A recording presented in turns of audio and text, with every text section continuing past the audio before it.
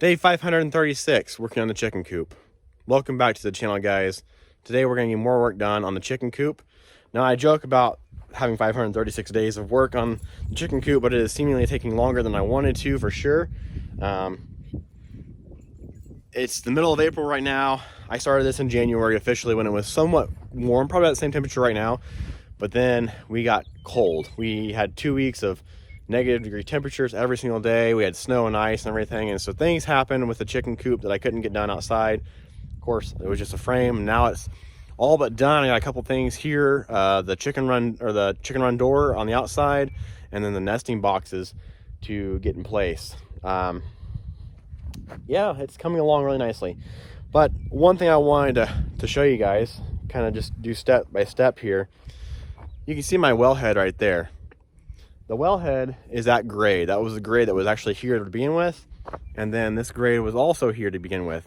Everything you see above that grade, all this dirt that the chicken coop lays on, I brought in here with my 3038E with the 60-inch bucket. It really kind of sucked because I used a 60-inch bucket, and that's a lot of dirt to move with a small bucket. But this tractor really kind of surprises me. And then I use the backhoe to help dig the hole, and I'm using a borrow pit over here, which I've talked about this once, and I'll talk about it again here in a minute, to fill all this out.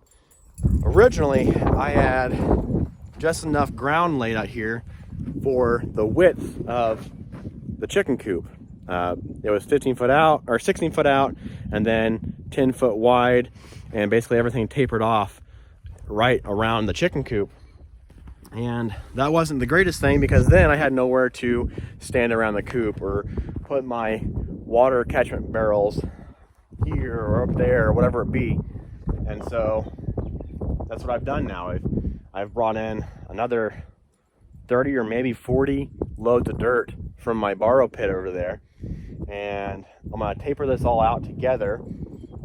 Yesterday I did a French drain on the house in the front to help, not a French drain, just I got some water pipe to help pull the water away from the house and into the ditch in front of it. And so I had some left over, and I dug a trench here. I came down here, and I'll cut that off, of course, right there. But that'll help pull the excess water off this side. That way it's not going to drain. The other side should be fine, but I do plan on putting an IBC tote right here, and then putting a little diverter valve in the guttering to fill the tank. Opposite directions here, but to fill that tank up. I did it on my house, my last house, and I filled 4 55-gallon drums with one rainstorm, and I use that water every year except for last year. We were so wet I didn't have to use my water tanks. So water tanks will go down here, IBC tote will go right there. That's my water tanks, my 55-gallon drums here, and IBC tote right there, hopefully. And then I'll have enough room to walk around the coop and access that. Coming over here is where I'm borrowing all that dirt. I've talked about this once before. My plan is to have an in-ground greenhouse, and the in-ground greenhouse will be helpful to start growing plants year-round using the sun's heat and geothermal effect of the ground to heat and cool the in-ground greenhouse. Now, I've got a lot of work to do on it. Of course, my 9,000 square foot garden, which I have not planted over here yet, but down the last 2 or 3 rows, I've got watermelons and cantaloupes and the viney stuff, pumpkins and potatoes down there. Here's my borrow pit as it is. Up until about 2 days ago, my line was right here, and I had just borrowed out of all of this to get that chicken coop brought up to grade. So basically, all this soil here, I can't do the math, I probably could, to see how many yards it is. But all the dirt that I pulled out of here went to the base of the chicken coop, and then everything north of this line right here was used to extend the ground all around it. Now, unfortunately, there used to be a fence that ran right through here. And so, like this right here, mind you, this is fairly deep, I'm finding barbed wire from the old Homestead. Not a big deal. I just want to make sure I catch it before I throw it on what'll be eventually be nice fresh ground, dirt, and planted grass around the coop. Look, here's another one right here. Look at that. Can you see that? This is old barbed wire. That's like some two-prong single wrap, or maybe double. That's a double wrap. I don't know the names of them all.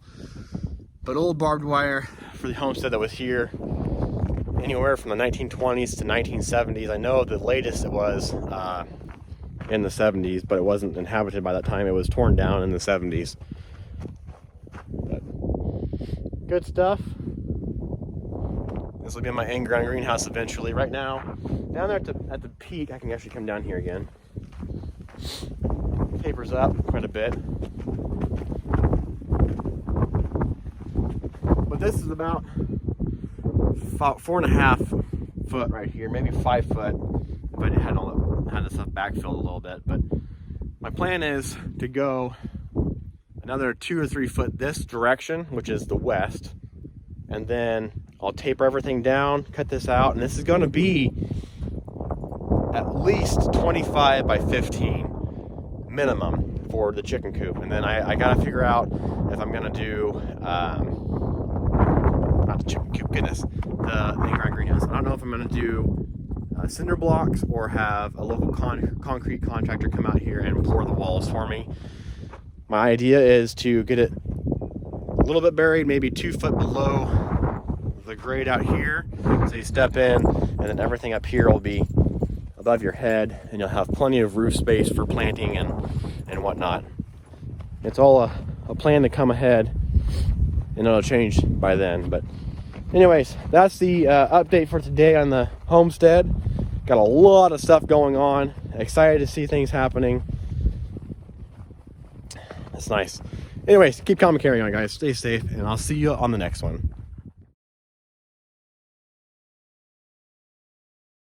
Hey, did you just watch that video without hitting the subscribe button and the like button? Did you know thousands of free educational videos go by every single day without hitting the like button and or the subscribe button on YouTube? I'm just kidding, but my goal this year is to get to 10,000 subscribers, and I really appreciate it if you're new to the channel to hit the subscribe button, because there's a lot more of this stuff coming along very soon.